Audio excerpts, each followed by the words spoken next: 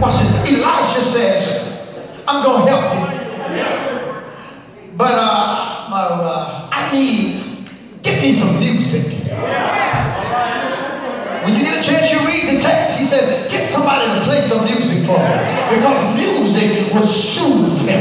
You see, I don't know if you know it or not, but if you can get off in that quiet place, if you can get away from the young and the restless and the bold and the beautiful and all of these other things and get in that quiet place and put on some worship music, put on some praise music, cut everything off. The Bible says Elijah said, get me some music. And the music settled his mind and settled his heart. And he got a word from the Lord.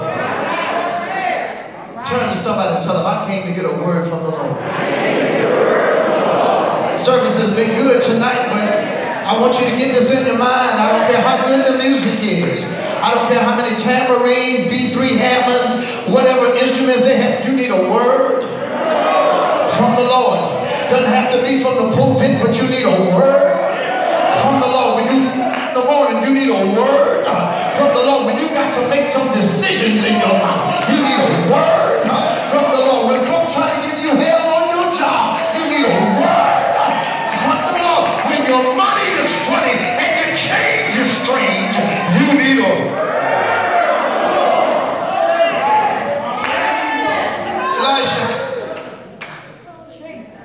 Bishop Shabazz says to them, here's your blessing. Get some soldiers. Tell them to put down the sword. Pick up a shovel.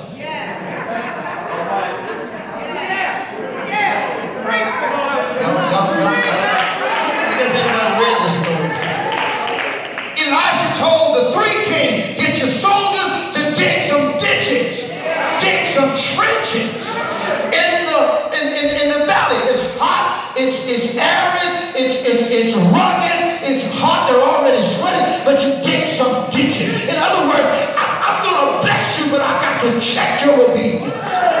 I was so blessed tonight when Bishop led us in the offering and he talked about the importance of obedience, because we got so messed up. Everybody wants to be emotional, but we don't want to be obedient to what the man of God or the woman of God said. You want to see God move in your situation. You can't shout through everything. Sometimes you just got to walk in obedience.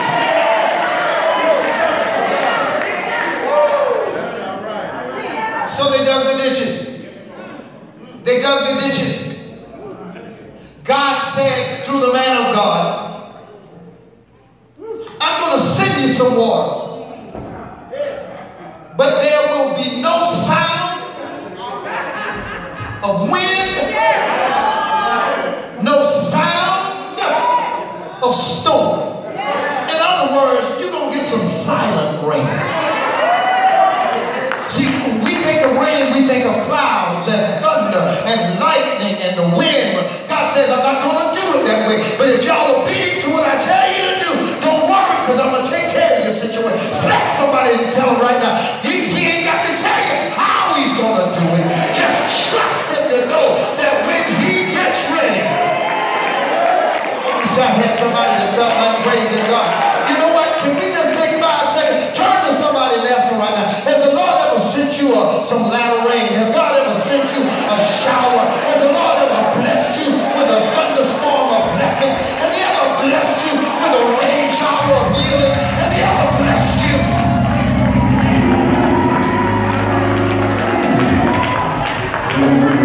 They dug the trenches. I'm closing. They dug the trenches. They dug the ditches. And when they finished, night fell. They probably dug into the night. But as I read down in the chapter, and you read it when you get home, the next morning, Sister Clark, the next morning, when the priests were in Jerusalem, getting ready to offer up a wave offering, the Bible says that God let it rain in the mountain. Y'all gonna love this. It began to rain in the mountain, but the Moabites didn't know anything about it. Here's what God did. He allowed the rain to fall in the mountain and then cascade down into the valley. Now, I told you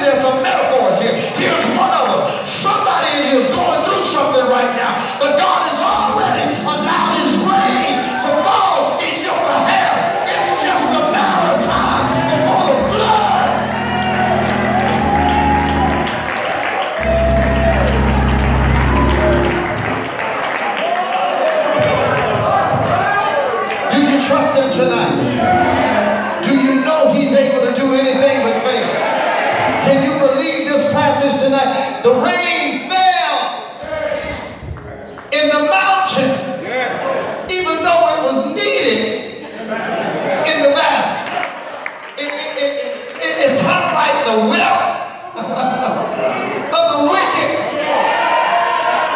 and lay up. And then there's one other thing. He may not come when you're calling, but and you know what? I'm going to leave my notes alone because I need about 36 Pentecostal folk in here. I need somebody in here that's not embarrassed to shout. And you say, well, you ain't said nothing for me to shout about. Let me give you something to shout about. Breathe in. Breathe out. Now be something to shout about. If you still got breath in your Lord.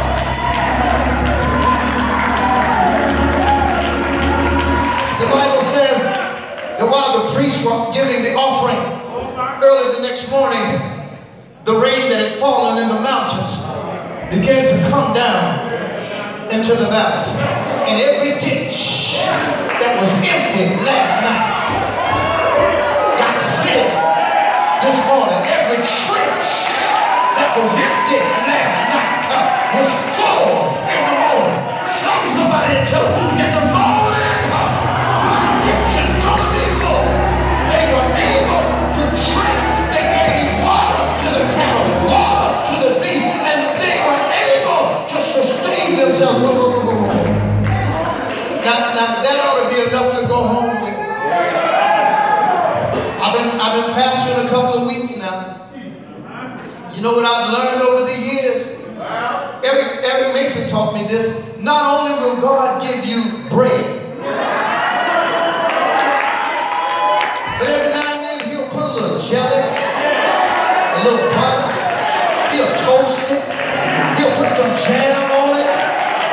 If you ask him, all you got to do is ask him. And it pleases him when you depend on him to help you with your needs. They asked for water. But not only did God give them water, God gave them victory. Because when the sun came up, God had a conversation with the sun and said, son, I need you to shine on the water that I just allowed to flow from the mountain, because the enemy is about to stick his head over the mountain and look down in the valley. And just as it said, just as God said, Moab, the Moabites looked over the mountain, and when they looked down in the valley, they saw down in the valley liquid.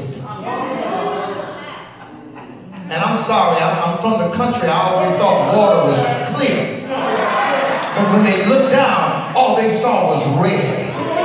Because the reflection and the refraction of the sun on the water made the water look like blood. So when the Moabites saw all of this blood down in the valley, they assumed that the three kings had turned on one another and had destroyed one another. So the Moabites said, come on, let's go get the spoil. And they went running down there expecting to pick up all of the treasure, not knowing that God had set an ambush.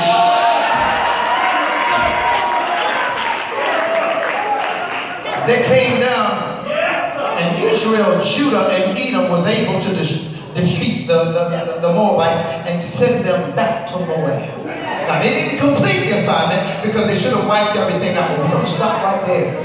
I need everybody to get this and we can go home. A lot just happened in the last 15 minutes. But you need to understand it wasn't because of Jehoram. And it wasn't because of the king of Edom. It was because of a God-fearing man by the name of Jackson. God blessed them because of him. God blessed them because of a few folk in here. How many pastors do we have in here?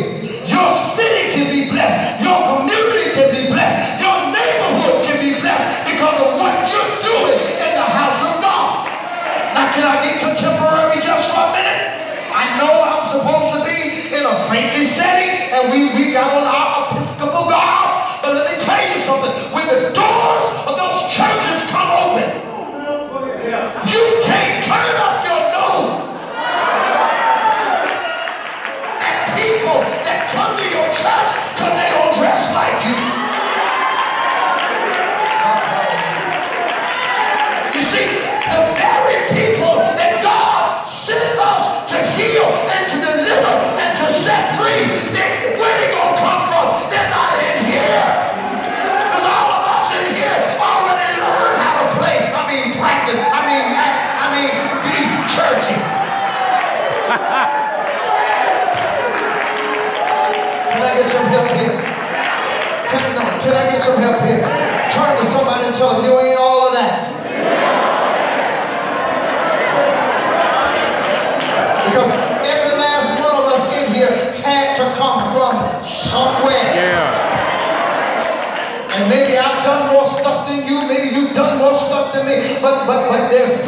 about the blood. Woo! There's something about the blood of Jesus. You've been washed in the blood of the Lamb. It doesn't matter what you used to be. God ain't concerned about your past. It's your future. If you know what I'm talking about, tell somebody right now, my future looks bright. My future looks bright. You don't know what I've been through. You don't know the life I used to live. You don't know the lies I used to tell. You don't know the bed I used to lay in. You don't know the things I used to do. But the things I used to do.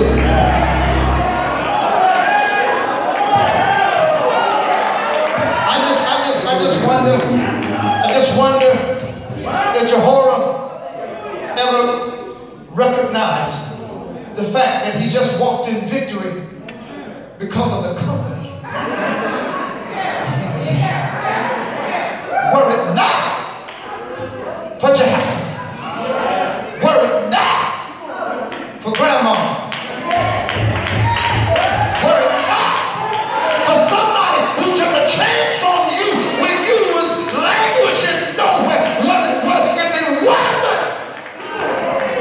for that person that took a belt and whipped your behind and made you behave, were it not for somebody that gave you lunch money on a day that you didn't have a dime to your, were it not for somebody that showed you a little mercy, showed you a little compassion. Church of God in Christ, this is a season where we got to recognize we are the Jehoshaphat. We are the folk that the rest of the world needs to hook up with.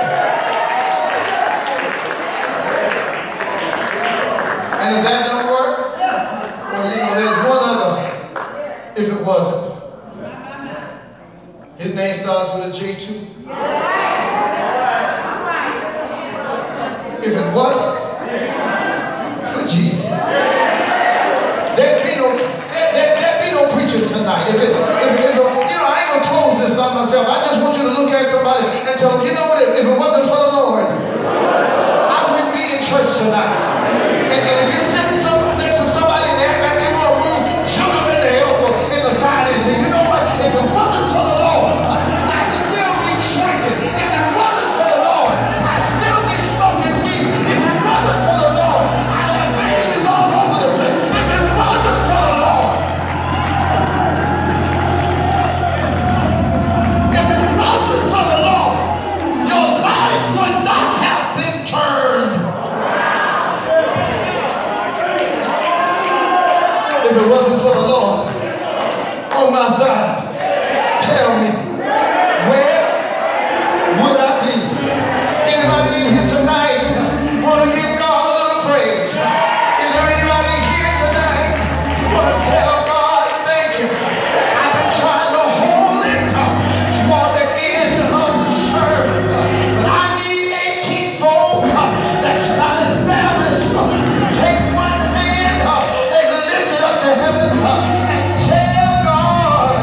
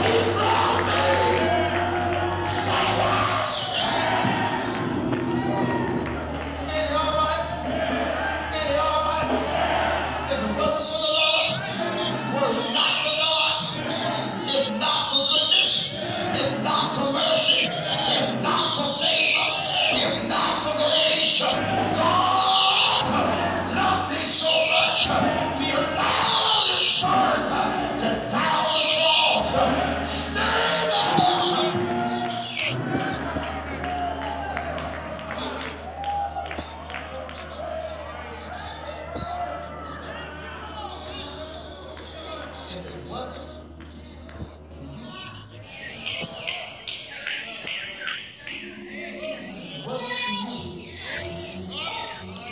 you see, somebody in here tonight, you're presently working on a job. You aren't education qualified.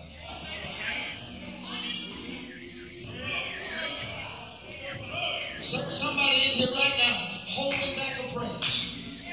Your marriage should have been shot if it wasn't. Huh?